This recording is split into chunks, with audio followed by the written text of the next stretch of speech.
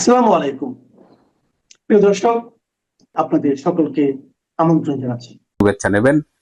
অনেকেই আমার কাছে জানতে চাচ্ছিলেন যে বর্তমানে বাংলাদেশে যে একটা অনিশ্চিত অবস্থা বিরাজ করছে, বিশেষ করে নির্বাচন হবে কি হবে না, তারেক রহমান আসার পরে দেশের সিনারিও অন্তত দৃশ্য তো অনেকখানি বদলে গেছে। তো সব মিলিয়ে সেনাবাহিনীর ভূমিকাটা এই মুহূর্তে কি, তো সেটা নিয়ে কিছু ইনফরমেশন আমি কালেক্ট করেছি। তো সেটা নিয়ে আমি কথা বলবো। তার আগে আমি একটু ডক্টর ইউনূসের ম্যাজিক নিয়ে কথা বলতে চাই। আপনাদের নিশ্চয়ই মনে আছে যে ডক্টর ইউনূস যখন গত বছরের 5ই অগস্ট এই রেজিম চেঞ্জের পরে 8ই অগস্ট যখন ক্ষমতা নিল, তখন তার যারা সমর্থক ছিল তারা মানে উঠতে বসতে ইউনূস ম্যাজিকের কথা বলতো আর কি, এবং সবাই বলতো ভাই লোকটার একটু থামান, সে মানে এত ফেরেস্তা লেভেলের এবং বাংলাদেশের জন্য একটা অসাধারণ মানুষ। মানে বাংলাদেশের ফ্যাসিস্ট সরকার চলে গেছে, এবার আমরা বেস্ট পার্সনকে নিয়ে আসছি, সে আবার শান্তিতে নোবেল পাইছে, এবং শান্তিতে নোবেল পাইলে কি হয় এটা এখন পৃথিবীতে খুব আলোচনা হচ্ছে। মানে যদি দেখেন যে কোনো দেশে কাউকে শান্তিতে নোবেল দেওয়া হয়েছে, তাহলে বুঝবেন যে ওই দেশের খবর হয়ে গেছে। এবং 3 শান্তি বা কাকির কথা বলা হচ্ছে, একটা হলো যে মিয়ানমারের অং সান সুচি, তারপরে আমাদের ডক্টর ইউনূস, আবার ভেনিজুয়েলার মাচাদো। এই 3 শান্তি লরিয়েট, নোবেল লরিয়েট, এরা তাদের দেশের একদম সর্বনাশ করা হচ্ছে আর কি।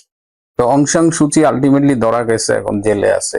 মাচাদো খুব একটা জনসমর্থন পাচ্ছে বলে মনে হচ্ছে না, যে কারণে ট্রাম্পও তাকে নিয়ে খুব একটা আশাবাদী না।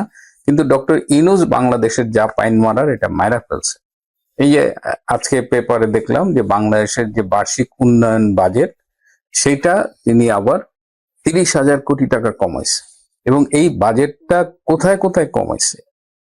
স্বাস্থ্য এবং সামাজিক সুরক্ষা, এই যে স্বাস্থ্য শিক্ষা, পরিবার কল্যাণ, স্বাস্থ্য সেবা, এবং এইখানে 70% বেশি বাজেট, 70% বেশি বাজেট কাট করছে। এবং সামাজিক সুরক্ষা যেটা শেখ হাসিনা চালু করেছিলেন, বিধবা ভাতা, প্রতিবন্ধী ভাতা, অনেক রকমের মানুষের ভাতা। এবং আমি খুব অবাক হলাম যে মুক্তিযোদ্ধা ভাতা তো ছিলই, সিনিয়র নাগরিকদের জন্য রাষ্ট্র একটা ভাতা দিত আর কি। এরকম এই ভাতাগুলোর পেছনে একটা গল্প আছে। আপনারা জানেন যে আওয়ামী লীগ এক সময় বাকশাল কায়েম করেছিল, এবং বাকশাল অর্থনীতিতেই তারা বিশ্বাস করত। কিন্তু 1992 সালের 19শে মার্চ তারা মুক্তবাজার অর্থনীতিটাকে অ্যাডপ্ট করে তাদের দলীয় অর্থনৈতিক কর্মসূচি হিসেবে। তো মুক্তবাজার অর্থনীতি আওয়ামী লীগের অর্থনৈতিক কর্মসূচি হিসেবে অ্যাকসেপ্ট করার আগে শেখ হাসিনার একটা কনসার্ন ছিল যে মুক্তবাজার অর্থনীতির মধ্য দিয়ে কি আমার যে সাধারণ মানুষ, দেশের সাধারণ মানুষ, খেটে খাওয়া মানুষ, দরিদ্র শ্রেণী, তাদের প্রোটেকশনটা কিভাবে সরকার দেবে, রাষ্ট্র দেবে, এটা একটা কনসার্ন তার ছিল। এবং এইটার জন্য তিনি আমেরিকায় গিয়ে বিভিন্ন অর্থনীতিবিদদের সাথে ডে লং মিটিং করেছেন। বাঙালি অর্থনীতিবিদ ছিল, আবার অন্য দেশের অর্থনীতিবিদ ছিল। তার একটাই কনসার্ন ছিল যে মুক্তবাজার অর্থনীতির মধ্যে দরিদ্র জনগোষ্ঠীর স্বার্থ কিভাবে সুরক্ষা করা যায়। এবং সেখান থেকেই তিনি বেসিক্যালি সোশ্যাল ওয়েলফেয়ার স্টেটের কনসেপ্টটা তিনি পেয়েছিলেন। এবং তার এই যে বিশেষ করে যে 2009 থেকে যে 3 টার্মে তিনি ক্ষমতায় থাকলেন, 96 থেকে 2001-এও আমরা দেখেছি, এই সময় কিন্তু ব্যাপকভাবে সামাজিক সুরক্ষা প্রদান করা হয়েছিল এবং এত এত ভাতা দেওয়া হয়েছিল। এবং সেই ভাতাগুলো এখন ডক্টর ইউনূসের টার্গেটে পড়েছে। এই যে বাচ্চাদের স্কুলে ফিডিং হয়, স্কুলে খাবার দেয়, সেই স্কুল ফিডিংটার বাজেট 50% কমায় দিছে। Can you imagine? Sheikh Hasina একটা মানে আমি যে অস্ট্রেলিয়া থেকে কথা বলছি, আমরা একটা সোশ্যাল ওয়েলফেয়ার স্টেট, কানাডা একটা সোশ্যাল ওয়েলফেয়ার স্টেট। আমাদের এখানে একটা পর্যায় পর্যন্ত সরকারি শিক্ষা ব্যবস্থায় কোনো পয়সা দেওয়া লাগে না, আমাদের স্বাস্থ্য সেবার জন্য আমাদের কোনো পয়সা দেওয়া লাগে না, আমরা ওষুধ কিনি, এটা একটা সাবসিডাইজড রেটে কিনি। আবার যখন সিনিয়র হয়ে যাই আমরা, 67 এজ বা প্লাস, বা যারা এই সরকারি সহায়তায় চলে, টোলে চলে, তাদের ব্যাপক সামাজিক সুরক্ষা থাকে। তো এই কনসেপ্টটাই কিন্তু বাংলাদেশে চালু করেছিল, কিন্তু ডক্টর ইউনূস তিনি আসলে তিনি তো বাংলাদেশের যে আয়, সরকারের যে আয়, যে রাজস্ব আয়, এই আয়গুলো তো তার একদম কমে গেছে। সুতরাং তিনি এখন জনগণের উপরে ট্যাক্স বাড়াচ্ছেন, ডেভেলপমেন্ট বাজেট কাটছাট করছেন। তারপর তখন মনে হচ্ছিল যে হায় রে ইউনূস ম্যাজিক। যাই হোক, সেনাবাহিনীর কথা একটু ফিরে আসি। সেনাবাহিনীর মধ্যে এই মুহূর্তে একটা চাপা ক্ষোভ বিরাজমান। সেনাবাহিনী মানে তারা এই যে 12ই ফেব্রুয়ারি যে নির্বাচনটা করার প্ল্যান করা হচ্ছে, এই নির্বাচনটা একটা বিতর্কিত নির্বাচন নিঃসন্দেহে যদি হয়। তো সেনাবাহিনী, অধিকাংশ সেনা কর্মকর্তা চাচ্ছে না যে এরকম একটা বিতর্কিত নির্বাচনে সেনাবাহিনী অংশ নিক, এবং সেনাবাহিনী এই বিতর্কের অংশ হয়ে মানে তারা ধিকৃত হবে। ডেফিনেটলি তাদের রোলটা নিয়েও তো সমালোচনা হবে। তো জেনারেলি তারা এটা চাচ্ছে না। তারা বিভিন্ন ভাবে এটা জেনারেল ওয়াকারকে জানিয়ে দিয়েছে। জেনারেল ওয়াকারের সমস্যা হলো যে তিনি মানে আপনি যা বলবেন তিনি সুন্দর করে শুনবেন, তিনি তার কথা বলবেন, আপনার কথা প্রশ্নের উত্তরে বা আপনার কনসার্নের তিনি উত্তর দেবেন, কিন্তু এগুলো শোনা বলার পরে তিনি কোনো কাজ করবেন না। মানে ব্যাপারটা এরকম যে শুনলাম, বললাম এবং শেষে বসে বসে আঙ্গুল চুষলাম। তিনি বসে বসে আঙ্গুল চষে এবং সেনাবাহিনীটাকে তিনি এমন ভাবে বিতর্কিত করেছেন যে সেনাবাহিনীর যে একটা মান, সম্মান, মর্যাদা ছিল, সেটা আমার মনে হয় না যে সেনাবাহিনীর ইমেজ একদম মাটিতে মিশে গেছে। এর মধ্যে আবার সেনাবাহিনীর মধ্যে এই গোলাম আজমের পুত্র, এই ব্রিগেডিয়ার যিনি একসময় বরখাস্ত হয়েছিলেন, এই আজমি আবার সেনাবাহিনীর মধ্যে বিভিন্ন কুপ্রভাব খাটানোর চেষ্টা করছে। এই আজমি তিনি পাকিস্তানি গোয়েন্দা সংস্থা আইএসআই এর পক্ষে কাজ করছেন এবং তিনি পুলিশের প্যারালাল একটা ফোর্স তৈরি করার চেষ্টা করতেছেন। এটা এই বিভিন্ন একটা বিদেশি গোয়েন্দা সংস্থার সূত্রে এটা জানা গেছে, এবং আইএসআই তাকে চেয়েছিল যে বাংলাদেশের ইন্টারিম গভর্নমেন্টের স্বরাষ্ট্র উপদেষ্টা করতে। যা হোক, সেটা আলটিমেটলি পারেনি। তো আর্মিতে এই ব্রিগেডিয়ার আজমির একটা কুপ্রভাব কাজ করতেছে।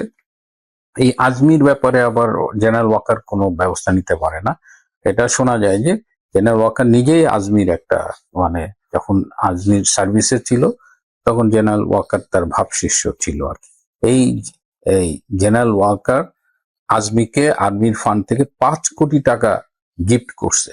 সেই টাকা দিয়ে আবার আজমি একটা বাড়ি বানাইছে। আমি আপনাদের এই কথা আগেই বলেছি। তো সেই আর্মিতে একটা ক্ষোভ, এবং আর্মি আরো একটা বিষয়ে কথা বলছে যে তারা এই যে নির্বাচনকে সামনে রেখে একটা যৌথ অভিযান চালু করা হবে। তারা চাচ্ছে যে এই যৌথ অভিযান যদি করা হয় তাহলে এটা একদম দলমত নিরপেক্ষ ভাবে করতে হবে, সন্ত্রাসী ধরার জন্য, অস্ত্র উদ্ধারের জন্য। কিন্তু এখন পর্যন্ত আমরা দেখতেছি সরকার যাই করে একটাই তাদের উদ্দেশ্য হলো যে আওয়ামী লীগকে টার্গেট করতে। এই আওয়ামী লীগ নিধন ছাড়া তাদের আর এই যে এত এত থানা লুট হলো, এত অস্ত্র লুট হলো, এই অস্ত্রের কত শতাংশ এ পর্যন্ত উদ্ধার হয়েছে সেটা আপনারা আমার চাইতে ভালো জানেন। তো সেনাবাহিনীতে এই যৌথ অভিযান, নির্বাচনে তাদের কি ভূমিকা হবে সেটা নিয়েও তারা খুব একটা অনিশ্চয়তার মধ্যে আছে যে নির্বাচনে তাদের কোনো হিডেন এজেন্ডার জন্য কাজে লাগানো হবে কিনা, হ্যাঁ, তারা কারো স্বার্থে ব্যবহৃত হবে কিনা, এটা নিয়েও কিন্তু তারা খুব আনসার্টেইন একটা সিচুয়েশনের মধ্যে আছে। আর্মিতে এমন যেটা হয়েছে যে আর্মিতে কেউ আর স্বতঃস্ফূর্ত ভাবে কাজ করে না। জাস্ট এই মিড লেভেল ব্রিগেডিয়ার, কর্নেল, এরা জাস্ট কাজ করে, কথা টথা বলে না, কে আবার কোথা থেকে কি শুনবে, কি বলবে, মানে এরকম একটা ভীতি কাজ করতেছে পুরো সেনাবাহিনীতে। সব মিলিয়ে এই মুহূর্তে ক্যান্টনমেন্ট গুলোতে একটা একটু দম বন্ধ করা অবস্থা বলা যায় আর কি। চাপা ক্ষোভ বিরাজ করছে। তারা এই আর বাইরে থাকতে চাচ্ছে না, এটা আপনারা জানেন। তারা ব্যারাকে ফিরে এসে তাদের পেশাদারিত্বের সাথে দায়িত্ব পালন করতে চাচ্ছে। কিন্তু এই সব কিছুর পথে প্রধান বাধা হলো জেনারেল ওয়াকার খান। জেনারেল ওয়াকার খান, তার একটা হিডেন এজেন্ডা আছে। তিনি আর্মিকে দিয়ে একটা পলিটিক্যাল উদ্দেশ্য বাস্তবায়ন করতে চান, এবং যদি নির্বাচন হয় জেনারেল ওয়াকার খানের আর্মির ভূমিকা জামাতের পক্ষে হবে কিনা এটা নিয়েও কিন্তু একটা সংশয় আছে। এখন দেখা যাক যে নির্বাচন আদৌ হয় কিনা। প্রিয় দর্শক, গত বছরের আগস্ট মাসে বাংলাদেশের অন্তর্বর্তীকালীন সরকার শপথ নিয়েছে, ঠিক আছে। তার মধ্যে জনাব আসিফ নজরুল স্যার একজন আলোচিত মানুষ। ২৬ লক্ষ হায় আল্লাহ হাই খালেদ খ্যাত আসিফ নজরুল স্যার নিজের নাম গোপন রেখেছেন। এই অভিযোগ এখন সামনে এসছে। নাম এবং পরিচয় সংক্রান্ত গুরুতর আইনগত অসঙ্গতি, একটি প্রশ্নবিদ্ধ শপথ এবং পরবর্তী ঘটনা। অর্থাৎ আসিফ নজরুল স্যারের প্রকৃত নাম হচ্ছে নজরুল ইসলাম। তিনি শপথ নিয়েছেন আসিফ নজরুল নামে। এটি কতটুকু আইনসঙ্গত নাকি আইনের বরখেলাপ, তাঁর কি শপথ গ্রহণ বৈধ না অবৈধ, সেটা নিয়ে কিছু কথা এখন বলবো। ঠিক আছে, আমি সেটা পড়ে শোনাই, আপনারা ধীরে ধীরে শুনবেন, পরিষ্কার হয়ে যাবেন। তিনি যে অবৈধ কাজ করেছেন, বেআইনি কাজ করেছেন, আইনের মানুষ হয়ে, আইন উপদেষ্টা হয়ে, সেটি এখন আপনাদের সামনে উপস্থাপন করছি। উপদেষ্টা আসিফ নজরুলের শপথ গ্রহণ অবৈধ। আচ্ছা, কেন অবৈধ? নাম ও পরিচয় সংক্রান্ত গুরুতর আইনগত অসঙ্গতি, একটি প্রশ্নবিদ্ধ শপথ এবং পরবর্তী ঘটনা। ঠিক আছে, ব্যক্তিটির প্রকৃত এবং দীর্ঘ ব্যবহৃত নাম হচ্ছে নজরুল ইসলাম। এই নজরুল ইসলামই তার বাবা মা রেখেছেন। এই নজরুল ইসলাম নামেই তিনি পড়াশোনা করেছেন। তার সমস্ত সার্টিফিকেটে নজরুল ইসলাম নামটা রয়েছে। এই নামেই তার এসএসসি এইচএসসি সার্টিফিকেট, ঢাকা বিশ্ববিদ্যালয়ের অনার্স ও মাস্টার্স সার্টিফিকেট, ঢাকা বিশ্ববিদ্যালয়ের আইন বিভাগের চাকরির রেকর্ডও একই নাম, income tax certificate, driving licence, সকল সরকারি এবং বেসরকারি নথি দীর্ঘদিন ধরে আসিফ নজরুল নাম না, নজরুল ইসলাম নামেই তিনি পরিচিত। ঠিক আছে, সব জায়গায় এই নামটি রয়েছে। এমন অবস্থায় একজন আইন উপদেষ্টা হিসেবে দায়িত্ব গ্রহণকারী ব্যক্তি নিজেই কিভাবে আইনের ব্যত্যয় ঘটালেন, সেই প্রশ্ন আজ জনমনে জোরালোভাবে উঠেছে। তার নাম, এটা কিন্তু এক ধরনের প্রতারণা, দেশবাসীর সাথে প্রতারণা। আপনার নাম এক, আপনি শপথ নিলেন, শপথ তো নিয়েই যাবে না, প্রশ্নই আসে না। আপনি অন্য সময় তো আসিফ নজরুল সাহেব তো অস্বীকার করতে পারেন যে আমি শপথ নিইনি, আমার নাম হচ্ছে নজরুল ইসলাম। আসিফ নজরুলকে আমি তো চিনি না, কাগজপত্র দেখেন, পেপার্স দেখালে উনি তো শপথ নেননি, উনি তো সমস্ত কিছু থেকে বেঁচে যাবেন। এটা তো জাতির সাথে এক ধরনের প্রতারণা। সেখানে শপথ গ্রহণের সময় তার নাম দেয়া, প্রকৃত নাম যেটি নজরুল ইসলাম নামে তিনি শপথ গ্রহণ করতে পারতেন। ঠিক আছে, এক, শপথ গ্রহণের নামের গুরুতর অসঙ্গতি। শপথ গ্রহণের নামের গুরুতর অসঙ্গতি। 2024 সালের 8 আগস্ট তিনি শপথ গ্রহণ করেন আসিফ নজরুল নামে। চিন্তা করেন, কিন্তু শপথ গ্রহণের ওই দিন পর্যন্ত তার সকল বৈধ সার্টিফিকেট ও সরকারি নথিতে নাম ছিল নজরুল ইসলাম। এটা কোনোদিন সম্ভব না। একজন ব্যক্তি তার বৈধ পরিচয়ের বাইরে অন্য নামে রাষ্ট্রীয় শপথ নিতে পারেন না। এটা আইনগতভাবে যদি কেউ পরিবর্তন করে আগে করতেন, তাহলে তিনি আসিফ নজরুল নামে পরিচয় দিতে পারতেন, শপথ নিতে পারতেন। আচ্ছা, সুতরাং নজরুল ইসলাম কোনোভাবেই আসিফ নজরুল নামে শপথ নিতে পারেন না। এটি শপথের মৌলিক শর্ত লঙ্ঘনের শামিল এবং শপথের বৈধতা নিয়ে প্রশ্ন তোলে। 2, শপথের ত্রুটি ঢাকতে পরবর্তী সময়ে নাম পরিবর্তন, শপথ গ্রহণ যে নিয়ম বহির্ভূত হয়েছে তা অনুধাবন করেই পরবর্তীতে 9 সেপ্টেম্বর, তার শপথটা যে ঠিক হয়নি এটা উনি উপলব্ধি করেছেন পরে, বা কেউ বলেছে তাকে। 9 সেপ্টেম্বর 2024 তারিখে কুমিল্লা শিক্ষা বোর্ডের মাধ্যমে তার নাম পরিবর্তন করে আসিফ নজরুল করা হয় বলে অভিযোগ রয়েছে। এটা কনফার্ম না, অভিযোগ রয়েছে, তবে এটা সার্টিফিকেটটা আছে। তিনি যে কুমিল্লা বোর্ডে নাম পরিবর্তন করেছেন সেই তথ্য সংযুক্ত করা হয়েছে। এটা সংযুক্ত করা হয়েছে, আমি দেখাতে পারবো না। প্রশ্ন হলো, শপথের আগে যেই নাম বৈধ ছিল না, শপথের পরে, এখানেও ঘাপলা আছে, শপথের পরে নাম বদলে কি সেই ত্রুটি বৈধ করা যায়?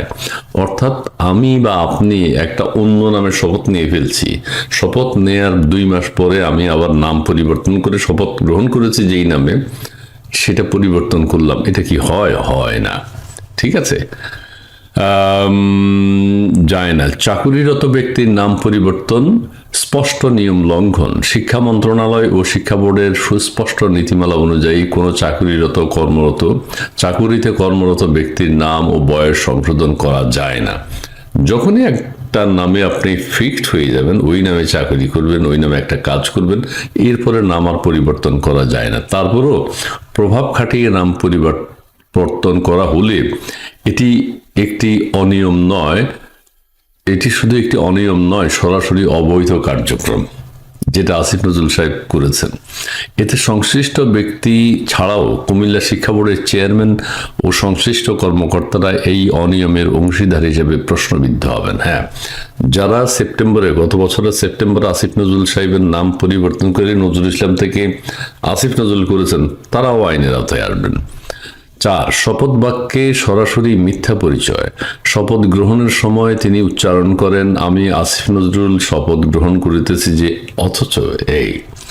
অথচ সেই সময় তার বৈধ নথি অনুযায়ী নাম ছিল নজরুল ইসলাম। চরম অবৈধ কাজ করেছেন, চরম প্রতারণা করেছেন জাতির সাথে, আইনের সাথে। অর্থাৎ রাষ্ট্রীয় শপথের মুহূর্তেই পরিচয় নিয়ে সরাসরি অসত্য ঘোষণা করা হয়েছে, যা নৈতিকতা ও আইনের দৃষ্টিতে অত্যন্ত গুরুতর। পরিষ্কার উপসংহার হচ্ছে, একজন সাধারণ নাগরিকের ক্ষেত্রে যা গুরুতর অপরাধ বলে গণ্য হয়, হ্যাঁ, আমি আপনি বা যে কেউ হইলে এটা গুরুতর অপরাধ হতো, কিন্তু একজন আইন উপদেষ্টা সেই কাজ করলে প্রশ্ন ওঠে আরো গভীরভাবে।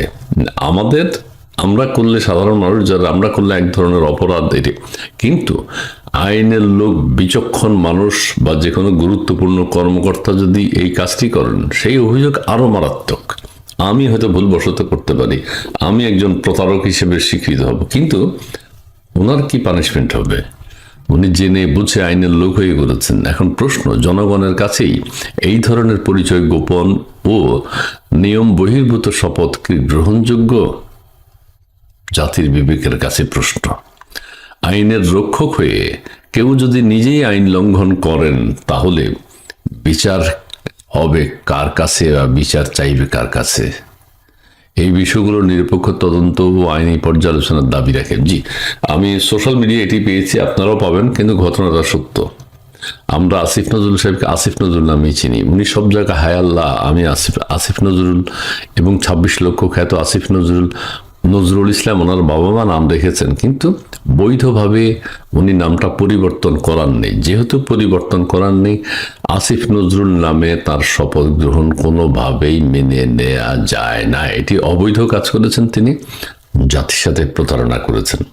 বিশেষ করে বিএনপি, জামাত, এনসিপি, বর্তমান অন্তর্বর্তীকালীন সরকার স্টাবলিশড করেছে, ফ্রান্স থেকে এবং আমেরিকা থেকেও স্টাবলিশড করেছে যে ভারতের সাথে শুধুমাত্র আওয়ামী লীগের সম্পর্ক, ভারতের সাথে শুধুমাত্র শেখ হাসিনার সম্পর্ক। এখন দেখব বিএনপির কোনো সম্পর্ক আছে কিনা ভারতের সাথে, এবং বিএনপির যে সম্পর্ক আছে সেটি প্রকাশ করব কিছুক্ষণের মধ্যেই। আপনারা জানেন এনসিপি বা বর্তমান অন্তর্বর্তীকালীন সরকার বা জামাতে ইসলাম বা বিএনপি কোনো প্রতিবাদ করেছিল কিনা ভারতের সাথে? বেগম জিয়া বা বিএনপির যে সম্পর্ক, আমি বলি বেগম জিয়ার তিনি যখন ইন্তেকাল করেন এবং তারপরে বিভিন্ন দেশের প্রতিনিধিরা বাংলাদেশে এসছে, শোক জানিয়েছে, শ্রদ্ধা জানিয়েছে, সম্মান জানিয়েছে, স্মরণ করেছে, ঠিক আছে। ভারতের পররাষ্ট্রমন্ত্রী এসছেন এস জয়শঙ্কর, তিনি আবার নরেন্দ্র মোদীর বার্তা নিয়ে এসছেন। সেই বার্তাটা কি? তারেক রহমানের কাছে শোক বার্তা। দুই দেশের সম্পর্ক সুদৃঢ় করায় খালেদা জিয়ার অবদান গুরুত্বপূর্ণ, নরেন্দ্র মোদী। এখন দুই দেশের মধ্যে সম্পর্ক সুদৃঢ় করেছে যখন বিএনপি ক্ষমতায় ছিল 91-এ এবং 2001-এ। সেই অবদানের কথা নরেন্দ্র মোদী স্বীকার করছে, এস জয়শঙ্কর স্বীকার করছে, এবং রাজনাথ সিং, যিনি বাংলাদেশ হাই কমিশনে গিয়ে স্বাক্ষর করেছেন, তিনিও বলছেন বেগম জিয়ার ভীষণ অবদান রয়েছে ভারত বাংলাদেশ সম্পর্ক উন্নয়নে। এখন এই কথাটা তো বিএনপি প্রত্যাখ্যান করে নাই। তারা তো বলতে পারতো না, এই অপবাদ দিচ্ছেন কেন আমাদেরকে? ভারতের সাথে কিসের সম্পর্ক? এনসিপি শাহবাগে কোনো আন্দোলন তো করে নাই যে বিএনপিকে জ্বালিয়ে দিব, পুড়িয়ে দিব, ছারখার করে দিব। গত 10 বছর 91 এবং 2001-এ তারা ভারতের সাথে সম্পর্ক করেছে। বর্তমান প্রধান উপদেষ্টা তো কোনো কথা বলেন নাই, বিনয়ের সাথে শুনে গেছেন শুধু। তার মানে বিএনপির সাথে ভারতের অনেক সম্পর্ক ছিল, সম্পর্ক থাকাই স্বাভাবিক, কিন্তু আমরা এটা মেনে নিতে পারছি না কেন? কিন্তু বলা হচ্ছে শুধু আওয়ামী লীগের সম্পর্ক। তা আওয়ামী লীগের সম্পর্ক ওই নরেন্দ্র মোদী সাহেব কি বললেন? বেগম খালেদা জিয়ার মৃত্যুতে গভীর শোক প্রকাশ করেছেন ভারতের প্রধানমন্ত্রী নরেন্দ্র মোদী। তিনি বিএনপির ভারপ্রাপ্ত চেয়ারম্যান তারেক রহমানের কাছে পাঠানো এক শোক বার্তায় শোক প্রকাশ করেন। শোক বার্তায় মোদী বলেন, ভারত বাংলাদেশ সম্পর্ক সুদৃঢ় করার ক্ষেত্রে বেগম খালেদা জিয়া গুরুত্বপূর্ণ অবদান রেখে গেছেন। তিনি প্রত্যাশা করেন তারেক রহমানও সেই বেগম খালেদা জিয়ার দেখানো পথে ভারত বাংলাদেশের সম্পর্ক সুদৃঢ় রাখবেন। এই যে এই কথাটা, বেগম জিয়া ভারত বাংলাদেশের সম্পর্ক উন্নয়নে গুরুত্বপূর্ণ ভূমিকা রেখেছেন, নরেন্দ্র মোদী কথাটা বলেছে, এটা কি বিএনপি প্রত্যাখ্যান করেছে যে না আমাদের সাথে ভারতের কোনো সম্পর্ক ছিল না? নরেন্দ্র মোদী এটা কি বলে? এনসিপি কি কোনো প্রতিক্রিয়া দেখিয়েছে? রাজুতে আয়, শাহবাগে আয়, এটা কি বলে? নরেন্দ্র মোদীর বক্তব্য তারা প্রত্যাখ্যান করেছে। নরেন্দ্র মোদীর কথা আমরা মানি না, বুঝি না, কি বলে এটা? আচ্ছা, আরো অনেক কথা আছে, অনেক কথা আছে। এস জয়শঙ্করও তা বলেছেন। রাজনাথ সিং কি বলেছে সেটা একটু দেখি। রাজনাথ সিং বাংলাদেশ হাইকমিশনে, দিল্লিস্থ বাংলাদেশ হাইকমিশনে গিয়ে স্বাক্ষর করেছেন। কি জন্য করেছেন? ভারত বাংলাদেশ সম্পর্ক উন্নয়নে খালেদা জিয়ার অবদান চিরস্মরণীয়। তো এখানে তো আওয়ামী লীগের কথা বলে নাই, বিএনপিও সেটা প্রত্যাখ্যান করেনি। বিএনপি বলে নাই যে আমাদের অবদান, কিসের অবদান আপনারা, আপনাদের সাথে কখন অবদান রেখেছি আমরা, তা তো বলেনি। সাবেক প্রধানমন্ত্রী ও বিএনপি চেয়ারপারসন বেগম খালেদা জিয়ার প্রয়াণে গভীর শোক প্রকাশ করে ভারতের প্রতিরক্ষা মন্ত্রী রাজনাথ সিং বলেছেন, দিল্লি ও ঢাকার মধ্যে দ্বিপাক্ষিক সম্পর্ক জোরদারে এই মহীয়সী নেত্রীর গুরুত্বপূর্ণ অবদান সবসময় শ্রদ্ধার সাথে স্মরণ করা হবে। কি, আমরা তো জানি ভারতের সাথে বিএনপির কোনো সম্পর্ক নাই। ফ্রান্স থেকেও বলা হয় ভারতের সাথে বিএনপির সম্পর্ক নাই। আমেরিকা থেকেও বলা হয় বিএনপির সাথে ভারতের কোনো সম্পর্ক নাই, এটা শেষ করে দেবো যার সম্পর্ক হবে। সবাই তো বলছে আওয়ামী লীগের সাথে সম্পর্ক। আওয়ামী লীগ দেশ বিক্রি করে দিয়েছে ভারতের কাছে, সেটার কোনো দলিলপত্র নাই। কি কি কুপ্রস্তাব না, কি কি গোলামীর কি করেছিল, দলিল স্বাক্ষর করেছে ভারতের সাথে বাংলাদেশ, শেখ হাসিনা, সেটারও কোনো প্রমাণ নাই। এখন তারা বলতেছে বিএনপির গুরুত্বপূর্ণ অবদান, বেগম খালেদা জিয়ার গুরুত্বপূর্ণ অবদানের জন্য তাকে চিরস্মরণীয় করে রাখবেন। কি এমন সম্পর্ক ছিল বিএনপির সাথে, বিএনপি যখন সরকারে ছিল ভারতের সাথে? তো নরেন্দ্র মোদী এবং এস জয়শঙ্কর এবং রাজনাথ সিং এর এই বক্তব্যের প্রতিবাদ তো কেউ করেনি যে আপনারা মিথ্যা কথা বলছেন, আপনাদের সাথে আমাদের কোনো সম্পর্ক নাই, ছিল না, থাকবেও না। এইটা তো সাহস করে কেউ বলতে পারেনি। যাই হোক, আমি আর এটা নিয়ে ব্যাখ্যা করবো না। অনেক অবদানের কথা আছে, লেখা আছে বড়, ভিডিওটা অনেক বড় হয়ে যাবে, আমি সেদিকে যাব না। তবে আমার কথা হচ্ছে যেটা, সারা পৃথিবীর সমস্ত দেশের সাথে কূটনৈতিক শিষ্টাচার থাকতে হবে, সম্পর্ক থাকতে হবে, এটাই স্বাভাবিক। আওয়ামী লীগ হোক, বিএনপি হোক, জাতীয় পার্টি হোক, যেই হোক, জামাত তো ভারতে বসে আছে, ভারতের বিরুদ্ধে একটা টুশব্দ উচ্চারণ করা এখন আর করলো আই ওয়াশ করার জন্য, যে দলীয় স্বার্থে বলে, কিন্তু ভারতকে নমনম করতে হয়। আবার ভারতও বাংলাদেশের সাথে সুসম্পর্ক রাখবে, এটাই স্বাভাবিক, এটাই প্রত্যেক দেশের পররাষ্ট্রনীতি হওয়ার কথা। কিন্তু আমাদের এখানে যে আওয়ামী লীগ দিয়ে দিল, ভারতের দিয়ে দিল সবকিছু, ভারত নিয়ে গেল সবকিছু, কি রে ভাই, কই নিয়ে যাওয়া দিয়ে যাওয়া নয়, আমাদের স্বার্থ রক্ষিত হচ্ছে কিনা সেটা দেখতে হবে, ওদের স্বার্থ রক্ষিত হচ্ছে কিনা ওরা সেটা দেখবে। কাজেই এখন আমি এই কথাগুলো এই জন্য বলেছি, বিএনপির জন্য, বিএনপির যে ভালো কাজটি, এটা ভালো কাজ, বিএনপি সুসম্পর্ক রেখেছে, ভালো কাজ। কিন্তু আমাদের দেশে তো এটা সুসম্পর্ক ধরা হয় না। আমাদের দেশে হয় ভারতের কাছে বাংলাদেশ বিক্রি করে দিচ্ছে, তাহলে বিএনপিও বিক্রি করেছে, এটার প্রতিবাদ করো না কেন? ভারতের মতো একটা দেশের সাথে আমাদের বেগম খালেদা জিয়া বা বিএনপির যোগাযোগ ছিল সরকারে থাকা অবস্থায়।